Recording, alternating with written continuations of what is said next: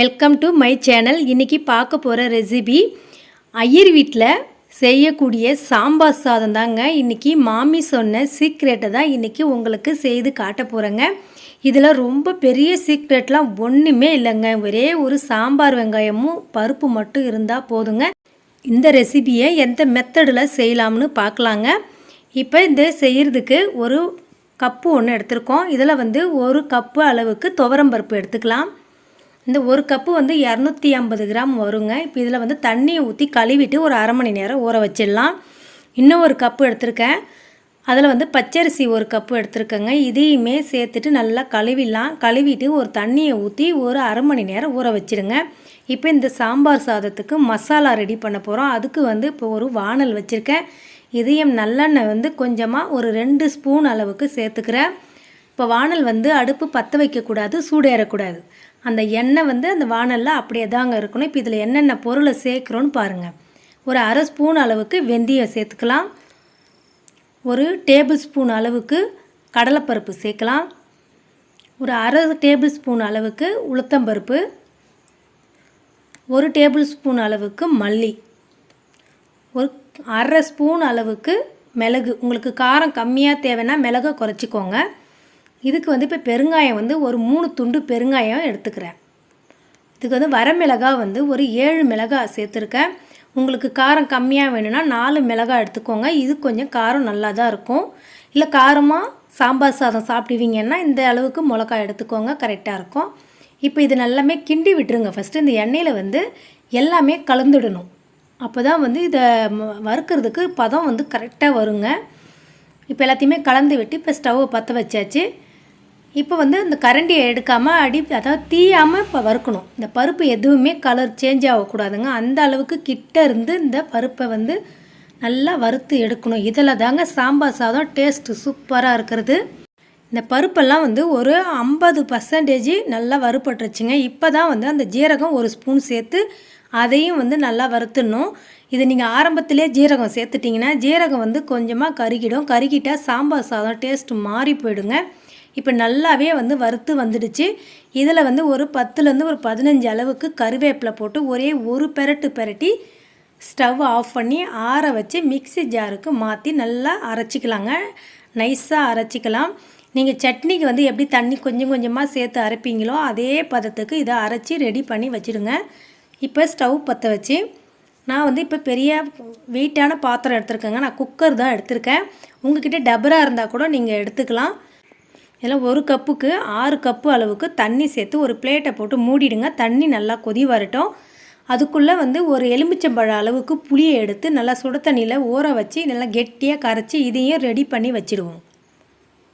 இப்போ எடுத்து பார்க்கலாங்க. நல்லா கொதிச்சிட்ருக்கு. இப்போ அந்த ஊற வச்ச அரிசியும் பருப்பையும் தண்ணியை வடிகட்டிட்டு ஒன்று ஒன்றா இதில் சேர்த்துடலாம். ஃபஸ்ட்டு அரிசியை சேர்த்துடலாங்க. ஏன்னா நம்ம தண்ணி அளந்து ஊற்றியாச்சு. அதனால் அந்த பருப்புலேயும் அரிசியிலையும் இருக்கிற தண்ணி ஒட்ட வடிகட்டி இதில் சேர்த்துருங்க. இதே நீங்கள் குக்கரில் கூட மூடி போட்டு செய்யலாம். அதுக்குமே குக்கரில் மூடி போட்டு ஒரு 3 விசில் வரட்டும்னு இறக்கிடுங்க. இப்போ கொஞ்சமாக மஞ்சத்தூளை போட்டுட்டு நல்லா ஒரு கரண்டி வச்சு கலக்கி விட்டு பிளேட்டை போட்டு மூடிடுங்க. அது லைட்டாக பொங்கி வர நேரத்துக்கு பிளேட்டை எடுத்துகிட்டு கொஞ்சம் சிம்மில் வச்சுட்டு சாதத்தை நல்லா வேக வச்சிடலாம். இப்போ நான் குக்கரில் மூடி போடலை, அப்படியே தான் செஞ்சிட்ருக்கேன்.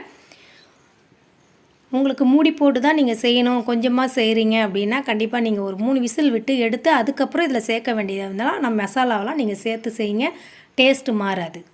இப்போ நல்லா வெந்து வந்திருக்குங்க. ஒரு 50% வெந்திருக்கு. இதில் ஒரு ஸ்பூன் அளவுக்கு எண்ணெய் சேர்த்துக்கலாம். ஏன்னா இனிமேல் தான் அது குழையும் போது அடி பிடிக்கும். அந்த அடி பிடிக்காமல் இருக்கிறதுக்கு தான் அந்த எண்ணெய் சேர்த்துருக்கோம். இப்போ அடுப்பு நல்லா சிம்மில் வச்சுருங்க. வச்சுட்டு நல்லா கரண்டியை வச்சு மசிச்சு விட்டு குழைய விடுங்க. குக்கராக இருந்தால் குழஞ்சிரும். இது அப்படியே ஓப்பன்லேயே நம்ம வச்சு வேக வைக்கிறதுனால கொஞ்சம் லேட் ஆகும். இப்போ இந்த அளவுக்கு நல்லா வெந்துடணுங்க. வெந்த பிறகு தான் இப்போ ஒரு கப்பு அளவுக்கு புளி எடுத்து ஊற்றுறேன். அந்த ஊற வச்ச புளியை கொஞ்சமாக தண்ணி சேர்த்து நல்லா கரைச்சி வச்சுருக்கேன். அதை வடிகட்டி இதில் சேர்த்து ஒரு கரண்டியை வச்சு நல்லா கலக்கி விட்டுருங்க. அந்த புளியும் இந்த சாதமும் ஒன்றா மிக்ஸ் ஆகி கொதிக்கணுங்க. அந்த அளவுக்கு நல்லா கிண்டி விட்டுருங்க. ஓரளவுக்கு கொதிச்சிருக்கு. இப்போ தான் உப்பு சேர்க்கணும். இப்போ தேவைக்கேற்ப உப்பு சேர்த்துக்கோங்க. கொஞ்சமாக சேருங்க. பத்தலைனா நீங்கள் லாஸ்ட்டில் கூட சேர்த்துக்கலாம். ஒரு கிண்டி விட்டுட்டு அந்த அரைச்சி வச்ச விழுதை இதில் சேர்த்துருங்க மசாலாவை. கொஞ்சமாக தண்ணியை விட்டு அந்த மிக்ஸி ஜாரையுமே கழுவி ஊற்றுங்க, கரெக்டாக இருக்கும்.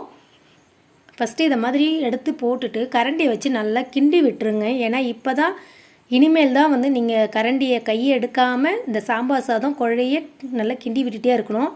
ஏன்னா இந்த மசாலாலாம் கொஞ்சம் போய் அடியில் அப்படியே தங்கி கட்டி கட்டி ஆகிடும். அதனால் வந்து நல்லா கிண்டி விட்டுட்டு இதில் இப்போ பச்சை கருவேப்பிலையும் ஒரு 10 கருவேப்பிலை சேர்த்து அதையுமே சேர்த்து நல்லா கிண்டி விட்டுருங்க. இப்போ சிம்லே கொதிச்சிட்ருக்கட்டும். இதுக்கு ஒரு தாளிப்பு ஒன்று கொடுக்கணும். இன்னொரு பக்கம் அடுப்பை வந்து பற்ற வச்சிடலாம். இப்போ இந்த பருப்பு வறுத்த வாணல்லே வந்து இன்னும் 2 ஸ்பூன் அளவுக்கு நான் வந்து இப்போ கடலை எண்ணெய் சேர்க்குறேன். ஃபஸ்ட்டு வறுக்கும்போது நல்லெண்ணெய் சேர்த்தேன். இப்போ கடலை எண்ணெய் சேர்த்து எண்ணெய் காஞ்சதும் 2 துண்டு பட்டை, ஒரு 4 துண்டு லவங்கப்பூ, இது லைட்டாக பொரியட்டும். கொஞ்சமாக கடுகு போட்டு அதுவும் வெடிக்கட்டும். அது கூட இப்போ சாம்பார் வெங்காயம் வந்து இப்போ உரித்து எடுத்து வச்சுருக்கேங்க. இப்போ சாம்பார் வெங்காயம் கொஞ்சம் பெருசு பெருசாக இருந்தால் அதை 2ஆக கட் பண்ணிக்கோங்க. கொஞ்சம் சைஸு சின்னதாக இருந்தால் அப்படியே போட்டுருங்க. ஏன்னா வந்து இது ரொம்ப ஒரு அதிகமாக வேக வைக்க போகிறதில்ல, ஒரு அரை வேக்காடு தான் வரப்போகுது. இப்போ இது ஒரு 1/4% நல்லா வெந்திருக்குங்க. இந்த ஸ்டேஜில் முந்திரி பருப்பு எடுத்து ஒரு 6-7 பீஸ் அளவுக்கு நான் சேர்க்குறேன். இது ஆப்ஷனல் தான், உங்களுக்கு விருப்பம் இருந்தால் சேர்த்துக்கலாம். முந்திரி பருப்பு சேர்த்து செஞ்சிங்கன்னா சாம்பார் சாதம் டேஸ்ட்டாக சூப்பராக இருக்குங்க. அதுக்காக தான் இப்போ முந்திரி பருப்பு போட்டிருக்கோம். இப்போ நான் ஒரு 50% வந்துடுச்சு. இப்போ இதில் வந்து கொஞ்சமாக மஞ்சப்பொடி ஒரு அரை ஸ்பூன் அளவுக்கு, இதை ஃபஸ்ட்டே வந்து சேர்த்தா கலர் கொடுத்துரும், வெங்காயம் வதங்கினது தெரியாது.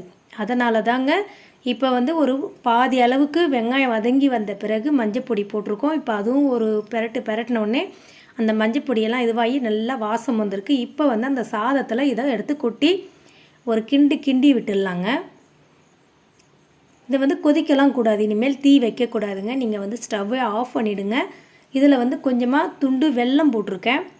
ஒரே ஒரு துண்டு வெல்லம் சேர்த்துருங்க. அந்த காரம் புளிப்பு எல்லாமே வந்து நல்லா எக்ஸ்ட்ரா சேர்த்து நல்லா சுவையாக இருக்கிறதுக்கு தான் இந்த வெல்லமே சேர்க்கறதுங்க. இப்போ ஒரு கிண்டி விட்டுருங்க. அந்த சாம்பார் சாதத்தில் இருக்கிற சூடுலேயே அந்த வெங்காயம் வந்து வெந்து வந்துருங்க. அந்த வெங்காயத்தை வந்து கொதிக்கிறதுல போடுறத விட இந்த மாதிரி இறக்கி வச்சு வதக்கி போட்டு செஞ்சு பாருங்கள். இந்த சாம்பார் சாதம் அவ்வளோ டேஸ்ட்டாக இருக்குங்க. இப்போ கொஞ்சமாக மல்லித்தழையை நல்லா பொடியே தூவியாச்சு. இப்போ பிளேட்டை போட்டு ஒரு 2 நிமிஷம் இருக்கட்டுங்க. அந்த தழையெல்லாம் கொஞ்சம் நிறம் மாறிடும். அந்த சூடில் வந்து அந்த மல்லியோட வாசம், அந்த தழையெல்லாம் வந்து சாரம் இறங்கி அவ்வளோ சூப்பராக இருக்குங்க. இப்போ பாருங்கள், அந்த தழையெல்லாம் வந்து நல்லா சாரம் இறங்கி வதங்கி வந்திருக்கு. இப்போ ஒரு 2 ஸ்பூன் அளவுக்கு நான் நெய் சேர்க்குறேங்க. நெய் வந்து உங்களுடைய விருப்பம்தான். நெய் சேர்த்து செஞ்சிங்கன்னா அது ஒரு தனி சுவை, டேஸ்ட்டும் நல்லாயிருக்கும். ஆனால் வந்து திகட்டல் கொடுக்குங்க. நெய் இல்லாமல் சாப்பிட்டிங்கன்னா எவ்வளோ வேணாலும் சாப்பிட்லாம். இந்த சாம்பார் சாதத்தில் தக்காளி சேர்க்காததுனால நீங்கள் 3 வேளையும் இந்த சாம்பார் சாதம் சாப்பிட்டிங்கனாலும் திகட்டாதுங்க. அந்த அளவுக்கு அவ்வளோ அருமையாக அவ்வளோ சுவையாக இருக்குங்க.